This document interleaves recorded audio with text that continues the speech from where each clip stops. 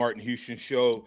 Got a little overtime with the Martin Houston Show right here on your home for Alabama sports. We only have an hour to get things going, and so sometimes it can be really, really difficult for us to get to everything and even touch on some points. And so right now, I just have a couple things. We're going to talk more about these things this week.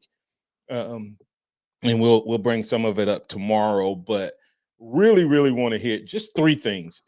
Offensive concerns, defensive concerns, and the tipping point, the Malachi Moore situation. And we'll dig deeper on the Martin Houston Show, which airs from 6 to 7 Monday through Friday, right here on these same bat channels. So first of all, I get there's concerns about offense, and we're going to address it tomorrow. What can offense do to help the defense when it's in a game like that? I really don't think offensively, from a play calling standpoint or anything like that, there was anything wrong with Saturday. You have one guy who he gets 5 touches, but he had almost 100 yards. We only had the ball for 17 minutes, but we scored. We had 8 possessions, scored on 5 of them. 1 interception, 1 fumble, and a 1 punt or 2 punts. I'm sorry, we had 9 possessions, I think it was. So somewhere in that range. Not a lot of possessions, but we were very efficient on the ones we had. The only thing I would caution this coaching staff to do when the defense is struggling is it's hard to change your play calling rhythm, especially when there's explosive plays. When we did run the ball back to back, only 4 times where we call run plays back to back. But the question becomes, okay, what was the circumstance? Was the circumstance and situation you ran it on first down, didn't get yards, and then you threw it on second down, or was it was 2 runs on first and second down, then you threw it on third down, got a first down? I don't know the whole rhythm, but I know on 2 of them, Jam broke decent runs for decent distance, so you cannot do much out of that. One of Alabama's possessions was when we were down by 2 scores, so that possession of running and committing to the run is out. And then you add to the fact that we were chasing the entire game. So that makes it difficult, very difficult to run the ball when you're in this type of game. The other side of that is that this is what the offense can do. Snap the ball late in the play clock. And at first I thought that was the problem with the adjustments. Hey, we're not having enough time on the sideline, which leads to my defensive concerns. I thought maybe there wasn't enough time because we were scoring too quick. But when we came out of halftime, we still didn't adjust. And I get it. King Womack doesn't like to blitz, and I get that. But we blitzed against Georgia, and it worked. And when you're going against a Vanderbilt team, a lot of people think blitzing is about the pass game. You can run blitz, whole fits. This team was standing, waiting, and reacting versus responding. Instead of taking the fight to Vanderbilt, man, think about in the old traditional option, there was always at least once or twice where the quarterback, whether he had the ball or not, he got jacked up. And you have to play responsibility football. Responsibility football says that you hit your guy. Whoever had the handoff man, the dive guy, hit him every single play. Don't worry about anything else. Hit him every single play.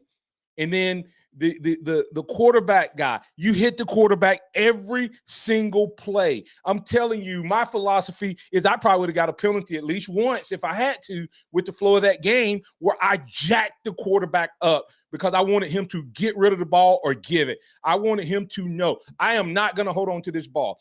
Put whoever you want, I don't care which guy it is, have them hit him in the mouth. Have him hit him in the mouth over and over and over. Make that quarterback pitch that ball or give that ball. Do not give him an option. If he holds on to it, he gets jacked. If he pitches it, he gets jacked. We never had that mindset or that attitude. And then if you have the pitch man, you tackle the pitch man. Now, the pitch man might be the running back or the wide receiver that's hanging out at the line of scrimmage. You make sure you make the quarterback indecisive. He becomes a non-issue because you hit him every time. That's where you have to go. And last but not least, this Malachi Moore issue, I was really disappointed in Coach DeBoer's response. We're going to talk about that more this week. But this response here suffering from CRM headaches is a concern. I'm going to play that response in just a second, but I'm telling you that response, actually, I'm going to just save that for tomorrow, but his response was concerning, in my opinion, regarding the Malachi Moore issue. To me, there was zero question of whether or not what he did was wrong. And that is a situation or circumstance that could derail this team if it's not properly handled. So I have to wait and see how he responds. I'm not going to, criticize him for immediately after the thing, because maybe he was just wanting to wait till he got back and to talk privately. So I'm okay with that. But if he doesn't handle this correctly, it could spiral out of control big time. This dude is your team captain, two-time captain. He's the lane leader. He's all of these things, and you've put him out there. And I get frustration. Man, I've been embarrassed on a football field. I've been there. But you don't do it in public. You don't react that way. And the last thing you do is wave your coach off. And then there's one thing. Let me say this. I have seen guys wave coaches off in situations and circumstances where it's a big play. But at this point in the game, you've lost. It's over. You've got a penalty. There is no option whether you come out. Coach Stallings is someone that said, well, how would Coach Stallings have handled this situation? He probably came out there on the field and pulled him off. I mean, well, and I get the new approach, and I have no problem with the different style between Saban and DeBoer. I'm not ready to go there. I have zero issue with that. I don't think that's because what I've been told was that even though he's fun-loving and all these things, he's clearly in control. And there's different personalities. And you don't have to be a drill sergeant mentality that's like that. But if you come in and you take over for a guy like Coach Saban and you go to this other style, when there's crisis moments, you better have a crisis management solution. And this is a crisis moment for Alabama. Will he respond and handle this correctly? It is critical, mission critical. This team, I think, still has a chance to have every one of their dreams come true. The same team that came out and dominated Florida, same coaching staff that had this team ready. Georgia. The same coaching staff that had them ready is the same coaching staff we believed in a week ago. This coaching staff that didn't have Vanderbilt prepared for Vanderbilt is the same coaching staff. Which one of those is going to show up? My disappointment was that I don't think some people saying, hey, the players weren't focused and all that. And that's possible. That's possible. But I think we just got out coached and out physical.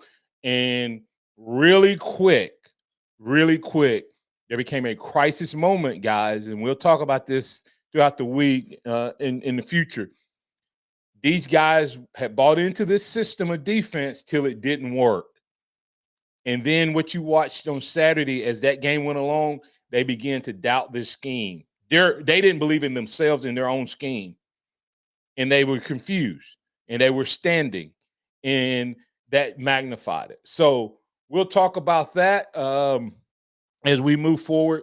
I appreciate all you jumping on here with me each and every Monday through Friday. But I just felt like I had to do a little overtime today.